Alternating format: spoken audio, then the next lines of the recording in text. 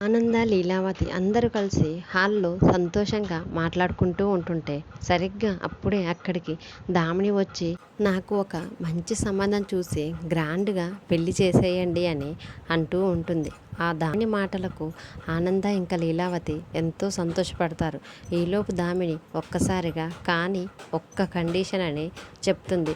ఆ మాటలకి ఆనంద ఏంటమ్మా నీ కండిషన్ అని దామిని అడుగుతూ ఉంటే అప్పుడు దామిని మాకు సొంతంగా ఒక షాపు పెట్టియండి అని ఆనందతో అనేసరికి ఆనంద ఒక్కసారిగా షాక్లో దామిని వైపు చూస్తూ ఉంటుంది. వెంటనే అక్కడ ఉన్న శరణ్య ఏంటి దామిని నువ్వనేది అంటే రాజ్కోట్ సిల్క్స్ని 2 భాగాలుగా విభజించమంటున్నావా, 2 భాగాలుగా చెయ్యాలని చూస్తున్నావా దామిని అని శరణ్య అంటూ ఉంటుంది. అప్పుడు దామిని కోపంతో మీరు ఏమైనా అనుకోండి, దానికి మీరు ఏ పేరైనా పెట్టుకోండి అని దామిని కోపంగా అంటూ ఉంటుంటే లీలావతి, ఆనంద, శరణ్య అక్కడ ఉన్న వారంతా దామిని మాటలకు షాక్ అయి చూస్తూ ఉంటారు.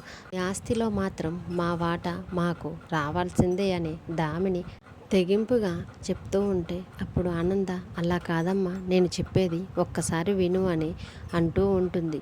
అప్పుడు దామిని ఏమి వినకుండా ఆ ఆస్తి మాకు కావాల్సిందే, ఈ ఆస్తిని 2 భాగాలుగా చెయ్యండి అనేసరికి లీలావతి కోపంతో ఒక్కసారిగా దామిని చెంప మీద కొడుతుంది. వెంటనే ఆనంద అక్క అని అంటూ ఉంటుంది. అప్పుడు దామిని అక్కడి నుంచి బాధతో వెళ్ళిపోతుంది.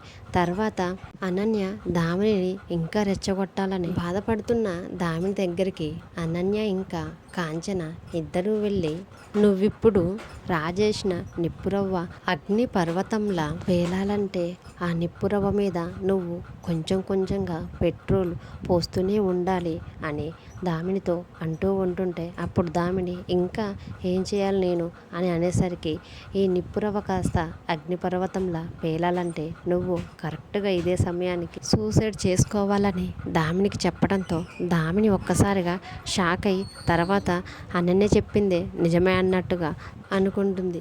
దామిని నిజంగానే అనన్య చెప్పిన విధంగా సూసైడ్ అటెంప్ట్ చేస్తుందా? ఒకవేళ నిజంగానే దామిని సూసైడ్ అటెంప్ట్ చేస్తే ఆనంద దామినిని ఎలా కాపాడుకుంటుందో రేపటి భాగంలో చూద్దాం. ఈ వీడియో కనుక మీకు నచ్చితే ప్లీజ్ లైక్ చేయండి. Thanks for watching.